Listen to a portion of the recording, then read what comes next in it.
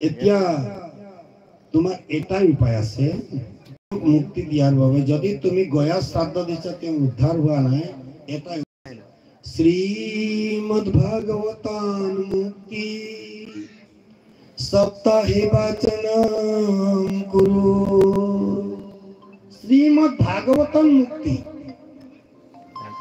এটাই কাম করা যে শ্রীমদ্ ভাগবত মানে শ্রীমদ্ ভাগবত তুমি হপ্তাহ বিধিরে 7 দিনিয়া হিসাবত তুমি আয়োজন করা আর পাঠ করি যদি তুমি ধুন্দুকারি খুয়া তেনলে নিশ্চয় তোর মুক্তি হবই।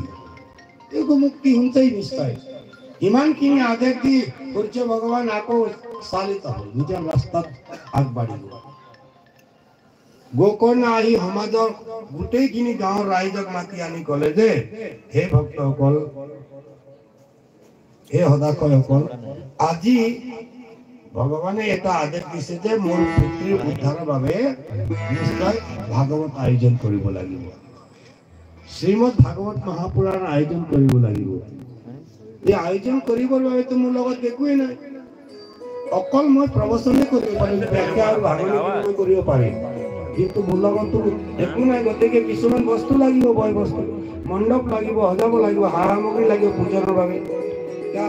গোটেই ৰাইজে গোটেই সেই তুংগভদ্ৰা নদীৰ কাষৰ যিমান সমাজ আছিল তেওঁলোকে ক'লে যে চিন্তা কৰিব নালাগে, আমি আছো নহয়। তেওঁলোকে বহুত ভাল পালে, কিয়নো আজি তেনেকুৱা গোকৰ্ণ নিচিনা এজন বিদ্বান পুৰুষৰ মুখৰ পৰা যে ভাগৱত ৰূপী অমৃত বাণী আমি শ্ৰৱণ কৰিব পাৰিম, এইটো আমাৰ সৌভাগ্য। আমি সদায় দেখি থকা আমাৰ কোলাতে ডাঙৰ দীঘল হোৱা এনেকুৱা আত্মদেৱ নিচিনা এজন বিদ্বান পুৰুষৰ পুত্ৰ, গতিকে তেওঁৰ মুখৰ পৰা যদি ভাগৱত ৰূপী অমৃত বাণী আমি শুনিবলৈ পাওঁ, সেইটোতো আমাৰ সৌভাগ্য। গোটেই ৰাইজ মিলিলে আৰু সকলোৱে আলোচনা কৰিলে কোনখিনি মণ্ডপ বনাব, মণ্ডপ সজোৱাৰ কামত লাগি গ'ল একেজোট হৈ। সামগ্ৰী কোনোবা এটা কিবা আনিছে, এইটো আনিছে, এইটো আনিছে, সকলো তৈয়াৰ उल्ले तो गर्दा गर्दै एकैछिनमा मण्डप पनि तयारी भयो, सामग्री पनि तयारी भयो, সকলো বস্তু বয় বস্তু যিমানখিনি লাগে তাত তৈয়াৰী।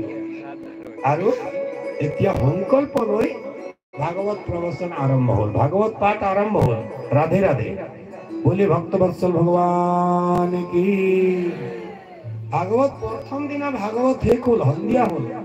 যেনেকৈ আমি ৰাতিপুৱাৰ পৰা সন্ধিয়ালৈকে ভাগৱত পঢ়ো, ঠিক তেনেকৈ সন্ধিয়া ভাগৱত শেষ হ'ল। আৰতি পুষ্পাঞ্জলি হৈ তাত সকলোৱে জয় জয়কাৰ কৰিলে, বোলে ভাগৱত ভগৱান কি। কি হ'ল, ৰাতিপুৱা এই ধুন্দুকাৰী আহিছিল পঢ়িবলৈ।